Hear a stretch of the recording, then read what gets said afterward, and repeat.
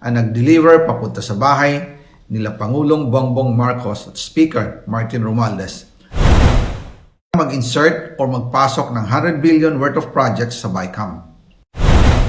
Sana po ay hindi nila ako mapatay bago ko mailabas ang lahat. Ginawa ko lang ang utos sa akin, pero ngayon, handa na akong harapin ang lahat. Ginagamit ng administrasyon ang buong resources ng bansa para tumahimik ako. That he will shoot me if I will talk. Gagamitin ako bilang panakipbutas sa kanilang kampanya laban sa korupsyon. Hindi na ako mananahimik, ilalabas ko ang lahat ng katotohanan. May resibo, may ebidensya, at may pangalan. Again, I informed the Speaker and asked clearance about the instructions ng Pangulo. At ang sabi niya, wala tayong magagawa. Kaya po nagtataka ako kung bakit sinasabi ni Pangulo na hindi niya makilala ang budget, samantalang lahat na binawas at dinagdag sa mga ahensya ng gobyerno ay humihingi ng approval sa kanya si Sekmina Pangandaman.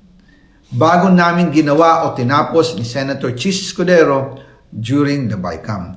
Sinabi pa ni Sekmina, everything is cleared with the President, basta importante, pasok ang pondo na request ng Pangulo.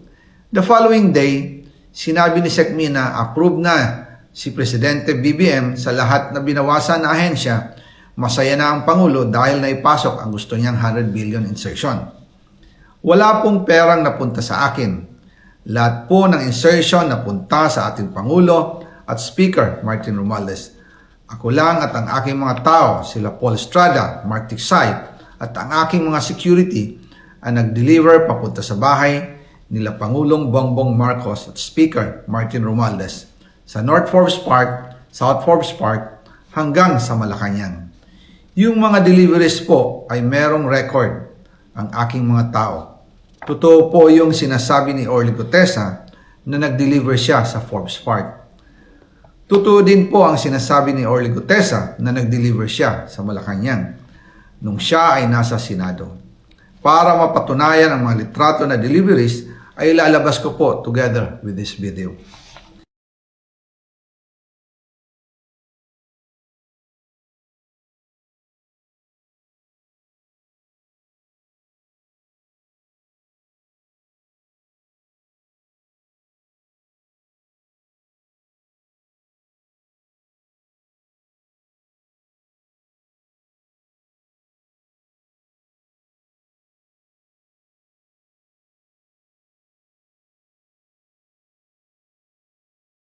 After po ng approval ng budget sa General Appropriations Act of 2025, nagtanong po ako sa DPWH kung magkano ang kailangan na ibigay sa Office of the President o ang SOP na bigayan.